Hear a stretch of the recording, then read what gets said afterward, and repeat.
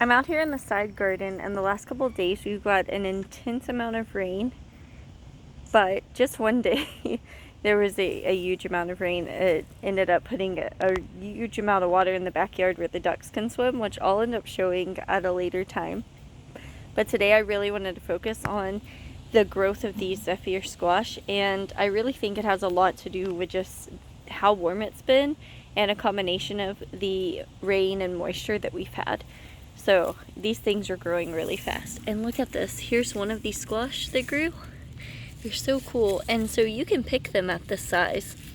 It's a little bit smaller. I'm actually going to let them get a little bigger just because I don't really have anything to do with them right now. I have almost a gallon worth of pickles that I made in my refrigerator from squash. I have candy from squash. I have a freezer full of squash, and I gave a bunch away today to my sister and my brother-in-law. So I'm just gonna let this get a little bigger and pick it tomorrow, but I wanted to show you that this is a good size for picking, but you can pick them a little larger.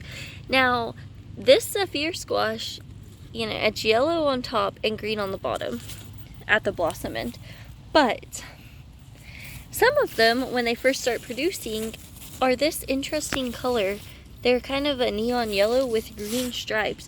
Now this one has more, the stripes go straight, but this one I picked earlier, the stripes are a little different. They almost kind of look like a mottled zebra pattern, but also somewhat straight. I don't know. It's an interesting looking squash. So some of the squash can look kind of like this, and then over time that yellow comes in. This is the second fruit this plant's produced. The first one looked like this, but this came from actually a different plant. And so all of these are the squash that I planted in this row, and man, when I first planted them, they looked sad. I didn't pot them up like I should have. Yeah, they did, didn't they? I didn't think they were gonna grow properly, and they surprised me.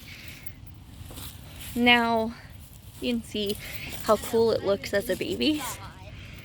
And here's one that's actually a pretty good size right there. I'm gonna let it get a little bigger, but I think this is actually pretty good size. It's a lot rounder than it is long.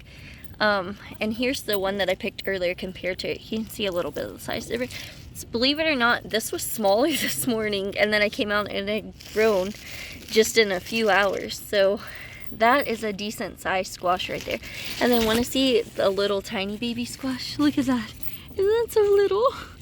The flower hasn't even opened. And then here's another one of the ones that ended up kind of funny colored. It doesn't have any yellow on it. So that can happen too on this plant. And here's a good example of just all the different sizes. So here's kind of one where the flower is about to open. Here's a Mayflower on the plant. These are really cool, and I really like these so far. I think they're going to end up being a permanent part of our garden and just something that I really look forward to every year. They're pretty incredible. Here's another great. Oh, trust me, Charlie, they've seen plenty of videos about my other squash. The cucumbers aren't really growing yet. That's because there's no fruit on them. My son thinks that I should make more videos about the cucumbers and other types of squash, which I have, but the cucumbers, they're salt and pepper cucumbers. They're not producing anything yet, but they are growing. Look at this. Isn't this really cool? Another one. You can see this one filled out in length more than anything. So it seems that the amount of green on the blossom end kind of varies. So you never really know what you're gonna get. Oh, my little okra plant was smushed by the squash. So this is the one. You can see this little stem here, and this is where I picked the squash from. All different types of squash. What is what, baby? It looks like Watermelons. They're a type of watermelon. Not yet. Once it gets really hot, the watermelons will start producing. It's just really starting to grow. Look at this. I can't tell what these are, but based off the color, I'm thinking that this squash is actually a saffron summer squash, which is the yellow squash variety. And this one too is also a saffron squash. You can see they're yellow. They just thrive in heat, kind of like okra. They do really well in heat. So now that my other squash are kind of pittering out, these are really growing and taking over. And you can see there are a lot of ones that are different colors. This is so cool. I just can't get over this. It's such a beautiful fruit. It's so interesting. I've had a hard time finding out a lot of information on them, but I did come across a video on Johnny Seeds on YouTube about it, which is really cool. And it said that their founder Bob is actually the one who bred these to give a nice, good flavor, but also a good texture and marketability. So that was kind of cool to find that video. It's just a really short video. You just go to YouTube and put Zephyr Squash, Z-E-P-H-Y-R, Johnny Seeds, and it'll come up. I was kind of trying to figure out when to harvest them, and they were able to show me a couple of different sizes, but I didn't see anything about the squash coming out 2 different colors. I did read that when I bought the packet of seeds from Johnny's. It mentioned that on the packet, but not a lot of information that I've seen about these. But they've been out for a good amount of time, because Johnny's YouTube video was made 8 years ago, I think, if I'm not mistaken. I could be, but I don't think I am. But I am interested to see just how much fruit these plants produce. But already, if I really want to, I could pick that chubbier fruit over there, that really thick one, and then this long one. So I think that gives you a couple ideas of 3 different sizes where you can pick them, or you can wait a little longer like I'm choosing to do, just until, you know, I know what I'm going to do with them or how I want to cook them. And we eat a lot of squash, make it into so many different things. I did a video the other day about making them into cucumbers and candy, but I'm also thinking, because the amount we're producing right now, I might start slicing it up and dehydrating it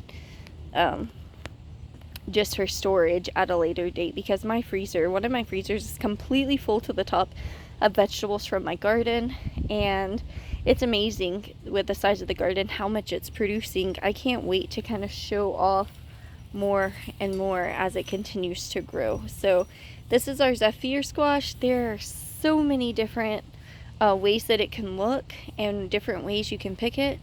So I definitely wanted to show that off, but really show not just the different fruit sizes, but kind of the color differences, you know, because I was a little concerned about the different fruit colors, but since I did read the seed packet, I wasn't that confused. But at first I was kind of trying to figure out what variety it was, since I didn't do a good job labeling them. It was a little tricky when the squash looked more green. And look, here's another good example of a little green squash on this plant. So either way, whether the squash turns out green or not, it's really cool. And honestly, if you leave this a little longer, you can see it's starting to turn yellow. So it'd probably be a really cool yellow squash with some green on it. Now, I will say, picking this up, it does look like it has some lines and stuff in it, a little battered up. But honestly, it's a pretty, the squash feels pretty sturdy, pretty dense. But the skin, I don't know if I would say it stores very well. It seems as dense as the squash feels, the skin feels a little thinner than, say, my Cozell variety of squash does. So that's something to definitely think about. And actually, let me go ahead and turn around and show off some of the fruit for the Cozell for anyone who's just kind of seeing my videos for the first time and maybe hasn't seen a Cozell squash. So this is a Cozell squash. It's another type of summer squash. This is a zucchini variety, and you can definitely see the difference. It's a lot sturdier. This is very easy to find in grocery stores, and so it stores a lot better, I think, and the skin's a lot thicker. So that is a plus to this type. But the Zephyr squash, just because of the really nice flavor and how pretty it is at the same time, I think it's just one of those varieties that produces well so far from what I'm seeing. The fruit just kind of started coming on the plant a few days ago, and it's coming on really strong. And also, it's just cool to look at. Who doesn't want a couple of cool squash plants, you know? sometimes it's fun to grow for more than just production. You have to find some joy in growing. And then again, here's the saffron squash. So I showed the little versions, and this is kind of what it looks like as it gets larger. So I'll probably wait until tomorrow or the next day and pick this one. But you don't want to wait too long because the skin tends to get a little bumpy and textured, and then it gets really tough on the outside. So that's something to consider. I like to freeze my squash when they get too big and I've missed them in the freezer without blanching them, because it makes them squishy and soft whenever you cook them. I could just throw it straight from the freezer into like a soup or stew, or even make casseroles. That makes a difference. But you can also pill them if the outside gets a little too thick. But depending on how you're making them, especially if you're pickling your squash, fermenting them in any way, then having a nice thick rind is kind of nice, because it keeps them from getting too mushy, and you can also slice them a little thicker. But that's pretty much it for this. I really just wanted to show off this variety because I had so many questions, especially since this is my first time growing it, about the different sizes and colors and when it was ready to pick. And now I think I have a pretty good idea of the different sizes you can pick and just the different ways that it looks. So I'm really excited about that, and I cannot wait to see how much fruit this produces over the next couple of months and really show that off. So far, it's doing really well. I wouldn't say this is just a #1 market variety in my opinion. As far as storage goes, it looks like they do bruise fairly easily, but yeah, it's definitely one of my top favorites. So thank you guys for kind of hanging out and checking out this video about the Zephyr squash. I hope that helps you out and answers any questions you may have about growing this variety, because I certainly had plenty of questions myself, and I still kind of do. I'm still learning right along with you guys. So thanks again.